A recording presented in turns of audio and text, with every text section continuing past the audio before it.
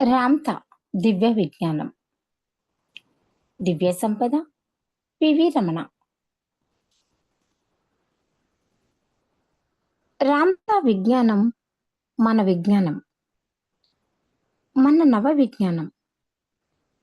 మానవ విజ్ఞానం. మన నవ్య విజ్ఞానం. విజ్ఞానం అనేది ఒక పద్ధతికి, మతానికి, కొన్ని కట్టుబాట్లకి సంబంధించినది కాదు. ఆధ్యాత్మిక ఆత్మశాస్త్రం. మానవ జాతి ముందు ఉన్నటువంటి ఏకైక మార్గం ఆధ్యాత్మికత. తన గురించి తాను తెలుసుకోవడం, 10 మంది గురించి తెలుసుకోవడం, విశ్వం గురించి తెలుసుకోవడం. రామ్‌తా దివ్య సంపద. మీ దేహం మహిమాన్వితమైనది. దైవ పదార్థాన్ని అంటే బ్రహ్మ పదార్థాన్ని నింపుకున్న అద్భుతమైన వాహనం. మీరు కంటున్న కలలన్నీ వాస్తవం చెందుతున్నాయి. మీ శక్తి ఎప్పటికీ వృధా కాదు. ఈ సృష్టిలో నెగెటివ్ శక్తి మరి పాజిటివ్ శక్తి అనేవి వేరువేరుగా ఉండవు. ఉన్నదంతా ఒకే శక్తి, విశ్వశక్తి. అదే విశ్వశక్తి. ఈ విశ్వ సృష్టిలో సూర్యగోళం ఎంత ప్రాముఖ్యతను కలిగి ఉందో, పరమాణువు లేదా గడ్డిపూచ లేదా పురుగు కూడా అంతే ప్రాముఖ్యతను కలిగి ఉంది. మీరు విశేషమైన మరియు అనుపమానమైన ప్రాముఖ్యతను కలిగి ఉంటున్నారు. బాహ్య పరిస్థితులు ఎలా ఉంటున్నాయనేది ముఖ్యం కాదు. మీ అంతర్వాస్తవంలో ఏమి సృష్టించుకుంటున్నారనేది ముఖ్యమనమాట. అంటే ఒక అందమైన ఖరీదు అయిన భవనం ఉంది అనుకోండి. అది 5,00,00,000 ఉండవచ్చు.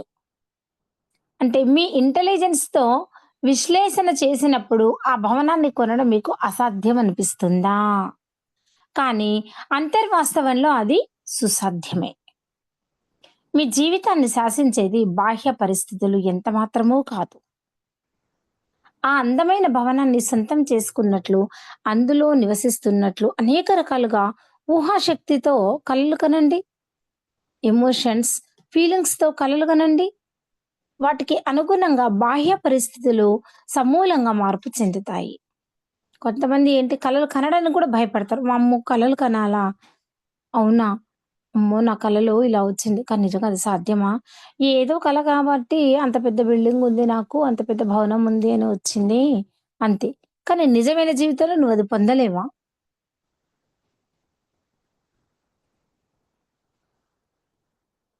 ఆ అందమైన భవనం సొంతం చేసుకున్నట్లు, అందులో మీరు నివసిస్తున్నట్లు ఎందుకు ఊహించుకోకూడదు? కానీ మీ ఇంటెలిజెన్స్ సంఘం ఇచ్చిన బుద్ధి ఇంకా విశ్వసించడం లేదా? లోపం ఎక్కడుంది? మీ ఇంటెలిజెన్స్ మరియు సంఘం ఇచ్చిన బుద్ధితో ఎదగలేకపోతున్నారు. మీరింకా సామాజిక స్పృహలో ఇరుక్కొని ఉన్నారు. దాని నుండి బయటపడండి. అందరూ చెప్తారు, అందరూ అంటారు, "నేనిది కొనాలనుకున్నాను" అంటే, "ఏం కొంటావు చాలా కాస్ట్ దానికి ధర ఎక్కువ. ఎలా కొంటావు అంత నువ్వు కొనలేవులే వద్దు. పక్కది ఏదో ఒకటి చిన్నది తీసుకో సరిపోతుంది." నీ ఎదుగుదలను కూడా వాళ్ళు ఒప్పుకోవాలి కదా! అందుకే ఆ సామాజిక స్పృహలోనే మొత్తం అందులోనే ఉండిపోకుండా కొంచెం బయటపడండి. బయటకు రండి. ఎంత ధనం కావాలని కోరుకుంటున్నారు? ధనం ద్వారా సమకూరే సౌఖ్యాలు, జీవితానుభవాలు, మరి వస్తు సముదాయం గురించి కలలు కనండి. ధనం గురించి కలలు కనడం మాని, అది సమకూర్చే వాటి గురించి కలలు కనండి. ఇప్పుడు ధనం గురించి కాకుండా, ఓహో! ఇప్పుడు నాకు మంచి టీవీ కావాలి, ఒక వాహనం కావాలి అని కలలు కనండి. అంటే ఆటోమేటిక్‌గా డబ్బొస్తుంది. ఎంచేతంటే ధనం నిత్యము రక్త ప్రసరణలాగా ప్రవహిస్తూ ఉంటుంది కాబట్టి.